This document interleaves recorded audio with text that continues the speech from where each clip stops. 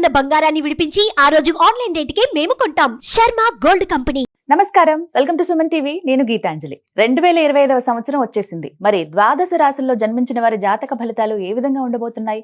మెరుగైన ఫలితాల కొరకు ఎటువంటి పరిహారాలు వారు చేసుకోవాలి? మంచిగా ఉన్న రాశులు ఏవి, అంటే మంచి ఫలితాలను ఇచ్చేటువంటి రాశులు ఏ ఉన్నాయి, అలాగే చెడు ఫలితాలు ఏ రాశులు వారు అందుకోబోతున్నారు, ఈ వివరాలన్నీ ఇవాళ వీడియోలో నేను మీకు వివరిస్తాను. వివరించేందుకు ప్రస్తుతం మనతో పాటు ఉన్నారు ప్రముఖ జ్యోతిషులు బ్రహ్మశ్రీ నందిబట్ల శ్రీహరి శర్మ గురువు గారు. వారితో మాట్లాడదాం. గురుగారు నమస్కారం అండి. వాగర్థ వివ సంపృక్తౌ వాగర్థ ప్రతిపత్తయే జగతః పితరౌ వందే పార్వతీ పరమేశ్వరౌ. సదాశివ సమారంభాం శంకరాచార్య మధ్యమాం అస్మదాచార్య పర్యంతం వందే గురు పరంపరాం. ఆదిత్యాయ చ సోమాయ మంగళాయ బుధాయ చ గురు శుక్ర శనిభ్యశ్చ రాహవే కేతవే నమః. శృంగేరి జగద్గురు పీఠాధిపతులకి, కంచి పీఠాధిపతులకి నమస్కారములు తెలియజేసుకుంటూ కార్యక్రమాన్ని ప్రారంభిద్దాం.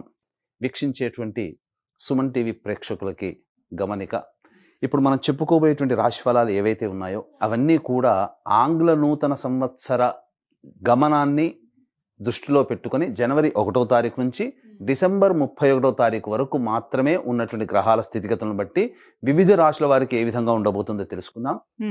మనకు సాంప్రదాయానుసారంగా వచ్చేటువంటి ఉగాది నుంచి ప్రారంభమయ్యే రాశి ఫలితాలని, అనగా వచ్చే విశ్వావసునామ సంవత్సరానికి సంబంధించి ఉగాది ప్రారంభమయ్యడానికి అంటే ముందుగా మళ్ళీ ఆ యొక్క ఉగాది సందర్భంగా మళ్ళీ వివిధ రాశుల వారికి సంబంధించి రాశుల ఫలితాలు ఇవ్వడానికి ప్రయత్నం చేస్తాను. కాబట్టి ఇటువంటి దాంట్లో ప్రపంచమంతా అంగీకరిస్తున్నటువంటిది 2025 నూతన సంవత్సరం.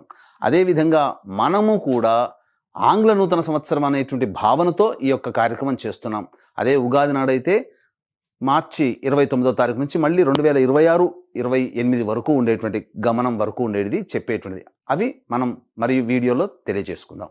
అదే అడగబోతున్నాను గురుగారు. అంటే సాధారణంగా ఒకటే ప్రశ్న అడుగుతారు, ఉగాది కదా అసలు చెప్పాలి జాతక ఫలితాలు అనేవి, ఈ లోపు ఏంటి అంటే ఒక సాంప్రదాయంగా అది కొనసాగిపోతుంది. అంటే మనకేమని చెప్పబడింది అంటే, ధర్మం ఏం చెప్పబడింది శాస్త్రంలో అంటేనమ్మా, ప్రపంచమంతా ఏది ఒక విషయం గురించి ఒక తాటి మీద ఉంటుందో అది ధర్మమే కూర్చుంటుంది, శాస్త్రమే కూర్చుంటుందమ్మా. ఇక మరి ద్వాదశ రాశుల వారి జాతక ఫలితాలు తెలుసుకుందాం. ముందుగా గ్రహస్థితులు ఏ విధంగా ఉన్నాయో తెలియచేస్తారా? జనవరి 1, 2025 నుంచి. ఇక గ్రహస్థితిలోకి గనక గమనించుకున్నట్లయితే ముఖ్యంగా గురువు 9th మే వరకు కూడాను ఈ వృషభ రాశిలో సంచారం చేస్తున్నాడు. 9th మే నుంచి మిథున రాశిలోకి సంచారం, 9th మే నుంచి సెప్టెంబర్ 27వ తారీఖు వరకు.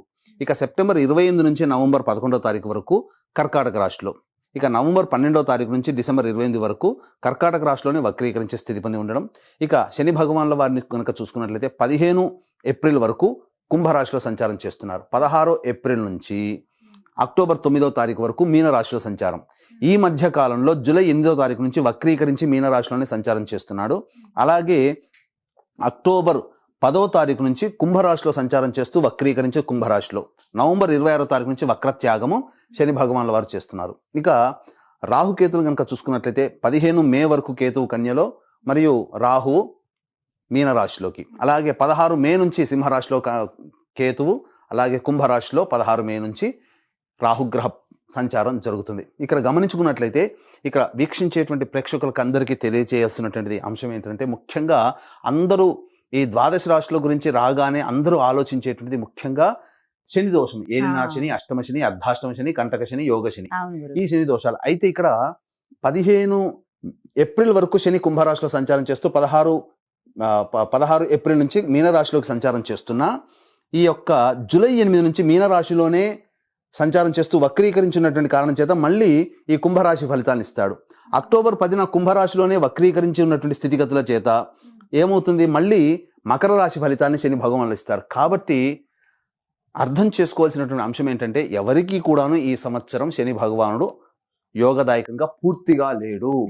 12 రాశుల వారికి అష్టమ శని, అర్ధాష్టమ శని, కంటక శని, యోగ శని, దాంపత్య శని, ఈ రాశుల ఈ యొక్క దోషాల శని దోషాలు ఏదో ఒక సందర్భంలో కొన్ని నెలల పాటు అందరూ రాశుల వారు అనుభవించాల్సిందే తప్ప ఇక్కడ ప్రత్యామ్నాయం లేదు. కాబట్టి ఇక కుంభరాశి వారికి ఏలినాటి శని వెళ్ళిపోతుందని సంతోషం కానీ, ఈ యొక్క సంబంధించి మకర రాశి వారికి ఏలినాటి శని వెళ్ళిపోతుందని సంతోషం కానీ, లేకపోతే కర్కాటక రాశి వారికి అష్టమ శని దోషం పోతుందని కానీ భావించాల్సిన అవసరం లేదు. వృశ్చిక రాశి వారికి అర్ధాష్టమ శని దోషం పోతుందని కూడా భావించాల్సిన అవసరం లేదు. ఎందుకంటే శని మళ్ళీ రుజుమార్గంలో వెళ్ళి మళ్ళీ వక్ర మార్గం చేత వక్రగతిన సంచారం చేస్తున్నటువంటి కారణం చేత 12 రాశులు శని ప్రభావానికి గురవుతాయి. కాబట్టి ఈ సంవత్సరం అన్ని రాశుల వారు శని దోష పరిహారములు ఖచ్చితంగా చేసుకోవలసినదే, అందులో సందేహం లేదు. మరి 2025వ సంవత్సరానికి గ్రహస్థితులు ఎలా ఉన్నాయో చెప్పారు. ధను రాశి వారి జాతక ఫలితాలు తెలుసుకోవాలనుకుంటున్నామండి. ఏ రంగం వారికి బాగా కలిసి వస్తుంది, అసలు ఈ సంవత్సరం వాళ్ళకి ఎలా ఉండబోతోందో వివరించండి. జనవరి 1వ తారీఖు నుంచి డిసెంబర్ 31వ తారీఖు వరకు ధనుస్సు రాశి వారికి గ్రహ సంచారం ఎలా ఉందో మనం తెలుసుకుందాం. ఈ యొక్క 2025వ సంవత్సరంలో యోగములు అవయోగములు, మంచి చెడు, కష్టము సుఖము ఎలా ఉంటుందో, ఏ సమయంలో ఉద్యోగంలో ప్రయత్నం చేయాలి, ఏ సమయంలో వ్యాపారం బాగుంటుంది, ఏ సమయంలో అన్ని రంగాల్లో ఉన్నటువంటి వాళ్ళకి మంచి చెడు ఎప్పుడు జరుగుతుందనే విషయాల గురించి క్లుప్తంగా తెలియజేసుకునే ప్రయత్నం చేద్దాం. ముఖ్యంగా గమనించుకున్నట్లయితే మనం 9వ తారీఖు మే వరకు ఈ యొక్క గురుడు ధనుసు రాశి వారికి వృషభ రాశిలో సంచారం చేస్తున్నాడు. కానీ షష్టమ గ్రహ ప్రభావమే, షష్టమ రాశి. కానీ వక్రీకరించి మార్చి 31వ తారీఖు వరకు ఉన్నటువంటి కారణం చేత జనవరి 1వ తారీఖు నుంచి మార్చి 30వ తారీఖు వరకు పంచమ రాశి ప్రభావాన్ని కూడా మీకు ఇవ్వబోతున్నాడండి. అసలు చెప్పాలి అంటే చాలా ఆనందంగా ఉంది ధనుసు రాశి వారికి. ఈ యొక్క సంవత్సరంలో కొన్ని రాశులు అద్భుతమైనటువంటి యోగాలే, కానీ ధనుసు రాశి వారికి సంపూర్ణంగా అన్ని గ్రహాలు యోగిస్తున్నాయి. కాబట్టి మంచి ఎలా ఉండబోతుందో తెలియజేస్తున్నాను. జనవరి 1 నుంచి ఏప్రిల్ 1వ తారీఖు వరకు, కనుక మార్చి 30వ తారీఖు వరకు గురుడు వక్రీకరించి వృషభ రాశిలో ఉన్నటువంటి కారణం చేత ఈ యొక్క రాశి ప్రభావాన్ని కూడా అందజేయబోతున్నాడు. తద్వారా ఏమవుతుంది, పెద్దల యొక్క సహాయ సహకారాలు, మీ ఆలోచన ఏదైనా కానీ ప్రతిదీ చురుగ్గా ఆలోచన చేయడం, మంచి జరగడం అనేటువంటిది ధనుసు రాశి వారికి కలగబోతుంది. అయితే షష్టమ రాశిలోకి ఏప్రిల్ 1వ తారీఖు నుంచి 9 మే వరకు మాత్రమే అనుకూలంగా లేదు. ఇదొక్కటే అనుకూలంగా లేదు. ఇక చూసుకున్నట్లయితే మే 9 నుంచి సెప్టెంబర్ 27వ తారీఖు వరకు అద్భుతం, మిథున రాశిలో సంచారం చేస్తున్నాడు.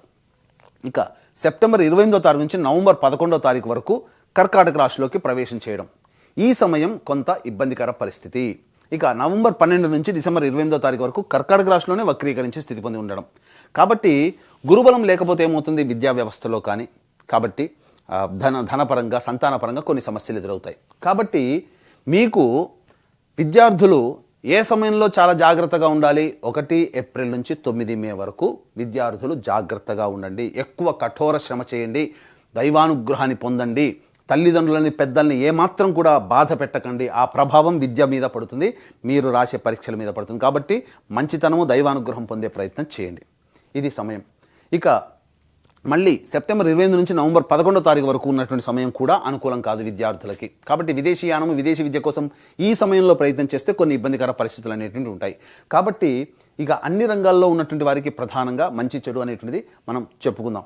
ఇక మే 9 నుంచి సెప్టెంబర్ 27 వరకు సప్తమ గురు ప్రభావం, విశేషమైనటువంటి యోగం, పెద్దల సహాయ సహకారాలు, తోటి ఉద్యోగస్తులు, అలాగే ఇంట్లోని కుటుంబ సభ్యులు, బయట అందరూ కూడా మీకు సహాయ సహకారాలు. మీ పని అంటే ఒక కాల్ చేస్తే ముందుకొచ్చి వాలిపోతారు. ఆ విధంగా ఉంటుంది మీకు సహాయ సహకారంగా. మీ మీద భక్తి, గౌరవము, అభిమానము, ప్రేమ అన్నీ కూడాను ఎదుటి వాళ్ళ నుంచి మీరు పొందుతారు మే 9వ తారీఖు నుంచి సెప్టెంబర్ 27వ తారీఖు వరకు. కాబట్టి అంత ఆనందదాయకంగా ఉంటుంది. సంతానం కోసం ఎదురు చూసేటువంటి వ్యక్తులు సంతానాన్ని పొందే అవకాశాలు ఎక్కువగా ఉన్నాయి. కాబట్టి మంచి జరుగుతుంది. ఇక ఈ సంబంధించినటువంటిది ప్రభావంగా సెప్టెంబర్ 28వ తారీఖు నుంచి నవంబర్ 11 మధ్యకాలంలో కర్కాటక రాశిలో సంచారం చేస్తున్నటువంటి కారణం చేత ఏం జరుగుతుంది, ముఖ్యంగా సంతాన నష్టం జరిగే అవకాశం ఈ సెప్టెంబర్ 28 నుంచి నవంబర్ 11. మీరు అనుకున్న మనిషి లేదా మీది అనుకున్న వస్తువులు, మీది అనుకున్న స్థిరాస్తులు అవి మీ నుంచి కొంత దూరం అయిపోతాయి ఈ సెప్టెంబర్ 28 నుంచి నవంబర్ 11 మధ్యకాలంలో. ఇది గురువుగారు. కాబట్టి గురువుగారు ఎప్పుడు బాగుంటారు, ఏ సమయంలో బాగుండదు అనేటువంటి విషయం తెలుసుకుంటే మిగతా సమయం అంతా బాగుంటుంది కదా. ఏ సమయంలో బాగుండరు, అశుభ ఫలితాలు ఇస్తారంటే 1 ఏప్రిల్ నుంచి మే 9 వరకు బాగోలేదు, సెప్టెంబర్ 28 నుంచి నవంబర్ 11 వరకు బాగోలేదు. ఇక మిగతా సమయం అంత సమయం కూడా గురువుగారు ఈ యొక్క ధనుసు రాశి వారు చేసుకున్నటువంటి పుణ్యం గురువుగారు చాలా యోగిస్తున్నారు, గురుగ్రహము. కాబట్టి శుభదమైనటువంటి స్థితి, రాశినాథుడండి, ఇంతకన్నా ఇంకేం కావాలి. ఇక అన్నిటికంటే మించి గమనించుకున్నట్లయితే ఈ ధనుసు రాశి వారికి 15 ఏప్రిల్ వరకు కూడాను శని చాలా యోగిస్తాడు. తృతీయ సంచార ప్రభావం చేత 15 ఏప్రిల్. ఇక 15 ఏప్రిల్ తర్వాత ఇంకేముందండి, ఊదరగొడుతున్నారు ప్రసార మాధ్యమంలో. ఇక అర్ధాష్టమ శని. ఇక ఈ సంవత్సరం అంతా ఏప్రిల్ తర్వాత మా జీవితం అన్ని ఇబ్బందులేనా అనుకుంటుంటారు. వాస్తవమే, 16 ఏప్రిల్ నుంచి శని మీనరాశిలోకి ప్రవేశం చేసి అర్ధాష్టమ శని దోష ప్రభావాన్ని ఇస్తున్నాడు. కానీ అది శాశ్వతం కాదండి. 16 ఏప్రిల్ నుంచి అక్టోబర్ 9 వరకు మీనరాశిలో ఉంటాడు. కానీ జూలై 8 నుంచి వక్రీకరించి మళ్ళీ మీనరాశిలోని వక్రీకరించిన కారణం చేత మళ్ళీ తృతీయ రాశి సంచార ప్రభావం చేస్తాడు. కాబట్టి విచిత్రంగా చూసుకున్నట్లయితే శనిగారు 15 ఏప్రిల్ వరకు యోగము, 16 ఏప్రిల్ నుంచి జూలై 7వ తారీఖు వరకు మాత్రమే అర్ధాష్టమ శనిదోష ప్రభావం. కానీ రాహు ఇక్కడ 16 మే నుంచి యోగదాయకంగా ఉన్నాడు. కాబట్టి ఒక రకంగా చెప్పాలంటే అసలు ఈ యొక్క ధనుస్సు రాశి వారికి 16 మే నుంచి చెప్పాలంటే 16 మే నుంచి రాహువు, శని, గురువు ఇక ముగ్గురు కలిసి మిమ్మల్ని పరిగెత్తిచ్చేస్తారు. అన్ని విధాలుగా యోగదాయకంగా ఉంటుంది. ఇక అసలు పట్టిందల్లా బంగారం అన్నట్టుగా ఉంటుంది 16 మే నుంచి ఎప్పటి వరకు, ఈ యొక్క జూలై 8వ తారీఖు వరకు. అద్భుతం. 16 మే, జూన్, జూలై అంటే దగ్గర దగ్గర 80 రోజుల వరకు కూడాను యోగదాయకంగా ఉంటుందండి. గురువు, శని, రాహుల యొక్క ప్రభావం ఈ సమయంలో చక్కగా అన్ని రకాలుగా యోగదాయకంగా ఉంటుంది. ఇక అక్టోబర్ 10 నుంచి విచిత్రం ఏంటంటే ధనుసు రాశి వారికి అక్టోబర్ 10 నుంచి కుంభంలోని వక్రీకరించిన కారణం చేత కుటుంబ శని దోషం అనగా ఏలినాటి శని దోషం పోయింది అని అనుకుంటున్నారు కదా. 3 సంవత్సరాల కిందంటే పోయిందని ఇంకా మనకు లేదు, హ్యాపీ, ఏలినాటి శని పోయింది ధనుసు రాశి అనుకుంటారు. కానీ అక్టోబర్ 10 నుంచి మళ్ళీ విచిత్రంగా నవంబర్ 26వ తారీఖు వరకు కూడా ఏలినాటి శని దోష ప్రభావానికి కొంత గురవుతారు. కాబట్టి ఈ చెప్పినటువంటి సమయంలో శని ప్రభావం నుంచి బయటపడడం కోసం కొన్ని పరిహారాలు పాటించుకుంటే దైవానుగ్రహాన్ని పొందే ప్రయత్నం చేస్తే చాలా చక్కగా ఉంటుంది. ఇక ముఖ్యంగా గమనించుకున్నట్లయితే ఈ యొక్క ధనుసు రాశిలో జన్మించినటువంటి కేంద్ర రాష్ట్ర ప్రభుత్వ ఉద్యోగస్తులు అలాగే ప్రైవేట్ రంగంలో ఉన్నటువంటి ఉద్యోగస్తులకి అద్భుతమైనటువంటి యోగదాయకమైనటువంటి కాలంగా ఉంటుంది. మీకు నిరుద్యోగస్తులకు ఉద్యోగం లభిస్తుంది. ప్రమోషన్స్తో కూడుకున్నటువంటి బదిలీలు జరుగుతాయి. కోరుకున్న చోటికి బదిలీలు జరుగుతాయి. అలాగే ఉద్యోగము భద్రత పెరుగుతుంది. అయితే ఇక్కడ ప్రధానంగా గవర్నమెంట్ ఉద్యోగస్తులకైతే మనం చెప్పుకోదగినటువంటి ఏమీ లేదు, ప్రమోషన్స్ వస్తాయి కాబట్టి హ్యాపీ లైఫ్. కానీ ప్రైవేట్ ఉద్యోగస్తులకి ఎలా ఉండబోతుంది? ఎందుకనంటే నిరుద్యోగస్తులకి ఎప్పుడూ సంవత్సరం అంతా ఉద్యోగం లభించే అవకాశం ఉంటుందా, లేదా చేస్తున్నటువంటి సంస్థలో కనుక మీరు ఉద్యోగం చేస్తుంటే మీకు మార్పు కావాలని కోరుకుంటారు. మరి ఏ సమయంలో మార్పు చేసుకుంటే మనం చేసినటువంటి ప్రయత్నం ఫలిస్తుంది అనే విషయంలో కొన్ని టైమింగ్స్ జోన్స్ అనేటువంటి మీకు తెలియచేయడం జరుగుతుంది. ఆ టైం జోన్లో మీరు కొత్త ఉద్యోగం కోసం కానీ ఉన్న ఉద్యోగం నుంచి వేరే సంస్థల్లోకి ప్రయత్నం కానీ చేసినట్లయితే మంచి జరుగుతుందని చెప్పవచ్చు. ఫిబ్రవరి 11 నుంచి మార్చి 13వ తారీఖు ఉన్నటువంటి మధ్యకాలము, అలాగే మే 13 నుంచి జూన్ 14వ తారీఖు ఉన్నటువంటి మధ్యకాలము, అలాగే సెప్టెంబర్ 16 నుంచి నవంబర్ 15వ తారీఖు మధ్య ఉన్నటువంటి కాలము సమస్త విధాలుగా ప్రైవేట్ సంస్థల్లో పనిచేసేటువంటి వాళ్ళకి ఉన్న ఉద్యోగం నుంచి వేరే ఉద్యోగం మార్పుకి లేదా నిరుద్యోగస్తులకి ఉద్యోగం లభించడానికి అనుకూలమైనటువంటి సమయంగా చెప్పవచ్చు. ఇక ఈ యొక్క ధనుసు రాశిలో జన్మించినటువంటి రాజకీయ రంగంలో ఉన్నటువంటి వాళ్ళకందరికీ కూడాను అద్భుతమైనటువంటి ఫలితం మీకు చెప్పాను కదా. జూలై 8వ తారీఖు నుంచి అక్టోబర్ 10వ తారీఖు వరకు గురువు, శని, రాహువు ఈ 3 గ్రహాలు యోగించినటువంటి కారణం చేత మీకు ఆ సమయంలో జూలై 8 నుంచి అక్టోబర్ 10 మధ్య కాలంలో అనగా ఆగస్టు, సెప్టెంబర్, అక్టోబర్ 3 నెలలు, ఈ 3 నెలల మధ్యకాలంలో మీరు ఏదైనా ఎన్నికల్లో పోటీ చేస్తే విజయం మీదే. లేదు ఎన్నికల్లో పోటీ చేయట్లేమండి కానీ పెద్దల యొక్క సహాయ సహకారాలతో నామినేటెడ్ పోస్టులు అయినా ఉంటారు, లేదా ప్రజాదరణ పొందగలుగుతారు. అపారమైనటువంటిదిగా మీ జీవితం భవిష్యత్తులో ఒక మార్గాన్ని సుగమం చేసుకుంటారు. ప్రజల్లో సుస్థిరమైన స్థానాన్ని ఈ 3 నెలల్లోనే సంపాదించుకుంటారు. ఇది ఏదైనా కానీ రాజకీయ రంగంలో ఉన్నట్టు మంచి జరుగుతుంది. ఇక ఈ యొక్క రాశిలో జన్మించినటువంటి విద్యార్థులకి ఈ గురుబలము, శని బలము, రాహుగల ప్రభావం వలన చక్కగా అన్ని పరీక్షల్లో ఉత్తీర్ణత పొందుతారు. కాకపోతే చెప్పినటువంటి సమయం ఇంతకుముందు చెప్పుకున్నాం కదా, ఏప్రిల్ 1వ తారీఖు నుంచి మే 9వ తారీఖు వరకు సమయం బాగోలేదు. అదొక్క సమయం తప్ప మిగతా అన్ని సమయాలు అనుకూలంగా ఉన్నాయి. విద్యార్థులకి ప్రవేశ పరీక్షలకు సంబంధించి విజయాన్ని పొందడానికి కొంత అవరోధం ఆ సమయంలో ఏర్పడుతుంది. ఇక ఈ యొక్క ధనుసు రాశిలో జన్మించినటువంటి కళారంగం అనగా సినిమా రంగము, నాటక రంగము, serials, social media, electronic and printing media, నాట్యము, సంగీతము, సాహిత్యము ఇటువంటి కళారంగంలో ఉన్నటువంటి అందరికీ కూడాను అత్యంత ప్రజాదరణ కలిగినటువంటి ప్రాజెక్టులు మీ సొంతం కాబోతున్నాయి. మంచి జరుగుతుంది. కాబట్టి సమయం అనుకూలంగా లేని ఏప్రిల్ 1 నుంచి మే 9 వరకు, అలాగే సెప్టెంబర్ 28వ తారీఖు నుంచి నవంబర్ 11వ తారీఖు ఈ సమయాలు వదిలిపెట్టి మిగతా సమయంలో ప్రయత్నం చేయండి. అద్భుతంగా ఉంటుంది. అసలు సినీ రంగం వాళ్ళకి చెప్పుకో, మార్కెటింగ్ రంగంలో ఉన్నటువంటి వారికి, మీడియా రంగంలో ఉన్నటువంటి వారికి జూలై 8 నుంచి అక్టోబర్ 10 విడుదలయ్యే సినిమాలు కానీ సీరియల్స్ కానీ ఉంటాయో అవి హిట్ అవుతాయి. మీకు ధనాదాయం చక్కగా వస్తుంది, అందులో సందేహమే లేదు. ఇక ఈ యొక్క ధనుస్సు రాశిలో జన్మించినటువంటి వాళ్ళు ముఖ్యంగా చూసుకున్నట్లయితే restaurant business, supermarkets, general stores, hotels నడిపేటువంటి వాళ్ళు, ఎడ్యుకేషనల్ బిజినెస్, జ్యువెలరీ రంగంలో, అలాగే పండ్ల వ్యాపారస్తులు, కర్రీ పాయింట్లు నడిపేటువంటి వాళ్ళు, తీర్థయాత్రలు, పూజా స్టోర్స్ నడిపేటువంటి వాళ్ళు, ఫుడ్కి సంబంధించినటువంటి ఎటువంటి వారైనా కానీ మీకు అద్భుతమైనటువంటి యోగదాయకం, ధనాదాయం చాలా చక్కగా ఉంటుంది. అలాగే వ్యాపార విస్తరణ కూడా మీరు చాలా చక్కగా చేస్తారు, అందులో ఏమాత్రం సందేహం లేదు. అన్ని విధాలుగా అనుకూలంగా ఉండేటువంటి సమయం అని చెప్పవచ్చు. ఈ యొక్క సంబంధించినటువంటి ధనుసు రాశిలో జన్మించినటువంటి రియల్ ఎస్టేట్ వ్యాపారస్తులు కూడాను అద్భుతమైనటువంటి యోగదాయకంగా ఉంటుంది. కొత్త ప్రాజెక్టులు వస్తాయి, అనుకున్నటువంటి ప్రాజెక్టులు సకాలంలో పూర్తి చేసుకొని మీరు లాభాల బాటలో ఉంటారు. రాని బాకీలు కూడాను వసూలవుతాయి. ఈ యొక్క రాశిలో జన్మించినటువంటి రైతులు ఎవరైతే ఉంటారో వాళ్ళకి వేసే ప్రతి పంట కూడా అధిక దిగుబడి అనేటువంటిది ఉంటుంది. కమర్షియల్ పంటలు వేస్తే అద్భుతంగా మీరు రాణిస్తారు. ధనాదాయం చక్కగా ఉంటుంది. ఇంట్లో శుభకార్యాలు జరగడానికి ఆస్కారం ఎక్కువగా ఉంటుంది. కౌలు వ్యవస్థ కూలీలకి కూడాను ఆదాయం చాలా చక్కగా ఉంటుందని చెప్పొచ్చు. ఈ యొక్క ధనుసు రాశిలో జన్మించినటువంటి లాయర్ వృత్తిలో ఉన్నటువంటి వాళ్ళు, మున్సిపాలిటీ రంగంలో, అలాగే మైనింగ్ వ్యాపారంలో, అలాగే ఎలక్ట్రానిక్స్ అండ్ ఎలక్ట్రికల్ రంగంలో ఉన్నటువంటి వారికి ప్రమోషన్స్ తప్పకుండా వస్తాయి. అధిక ధనాదాయం అనేటువంటిది ఉంటుంది. కాకపోతే ప్రధానంగా అనారోగ్య సమస్యలు సెప్టెంబర్ 28 నుంచి నవంబర్ 11, అలాగే ఏప్రిల్ 1 నుంచి మే 9వ తారీఖు ఈ మధ్య కాలంలో ఈ గ్యాప్ సంబంధించినటువంటి సమయాల్లో మీకు ఇబ్బందికర పరిస్థితులు అనేటువంటి ఎదురవుతాయి. ఈ రాశిలో జన్మించినటువంటి స్త్రీలు అద్భుతం అండి. ఇంట్లో బయట అన్ని విధాలుగా మీకు సహాయ సహకారాలు అందుతాయి. మిమ్మల్ని చూస్తేనే మీలో ఒక గౌరవ భావం పెరగడం, తద్వారా మీకున్నటువంటి అన్ని సమస్యలను ఎదుటివారు కాకల కార్యం గంధర్వులే తీర్చినట్టుగా అన్నీ మీకు తోడై, మీకు మీ ఇంటి వాళ్ళు బయటి వాళ్ళు అన్నీ మీకు సమస్యలకి తోడు నీడగా ఉండి మీ సమస్యల్ని పరిష్కరిస్తారు. అలాగే చక్కటి గురుతర బాధ్యత అనేటువంటిది ఉంటుంది. సంతానం కావాల్సినటువంటి సంతానం కోసం ఎదురు చూసేటువంటి మహిళలకి సంతాన ప్రాప్తి కలుగుతుంది. ముఖ్యంగా వివాహం కావాల్సిన అబ్బాయిలకి అమ్మాయిలకి సెప్టెంబర్ 28 అనగా మే 9 నుంచి సెప్టెంబర్ 8 మధ్య కాలంలో వివాహాలు నిశ్చయమవుతాయి.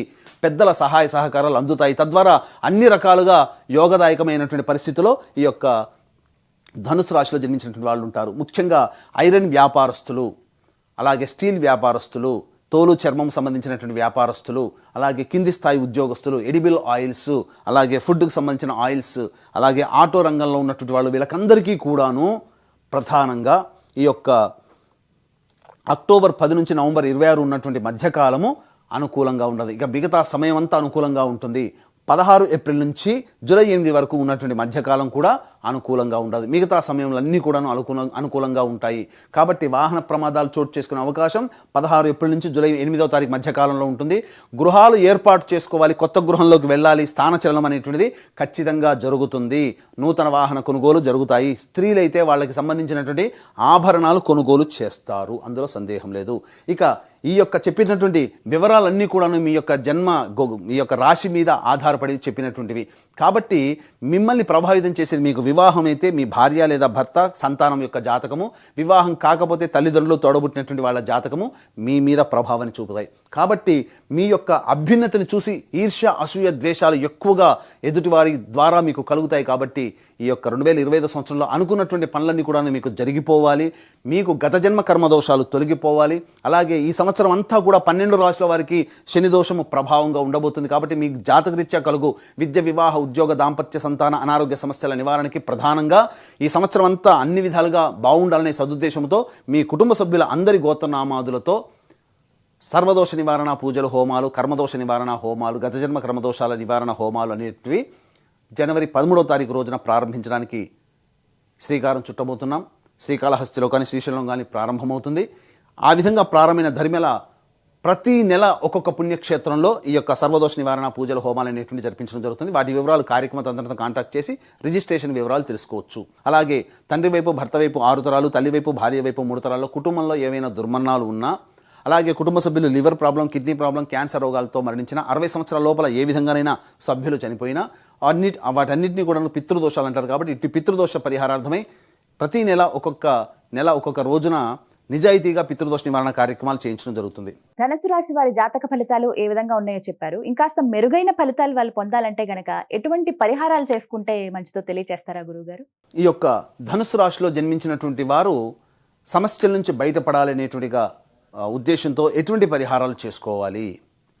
వీలు కుదిరినప్పుడల్లా దుర్గాదేవి దేవాలయాన్ని సందర్శనం చేసుకోవడం, అలాగే విష్ణు దేవాలయానికి సందర్శనం చేసుకోవడం, ఆదివారం నాడు మాంసాహారం నిషేధం చేయడం, అలాగే ప్రతిరోజు కూడాను రుద్రకవచ పారాయణం రోజుకి 5 సార్లు పారాయణం చేయడం, ఇవన్నీ కనుక చేసినట్లయితే అద్భుతంగా మీకు మంచి జరుగుతుంది.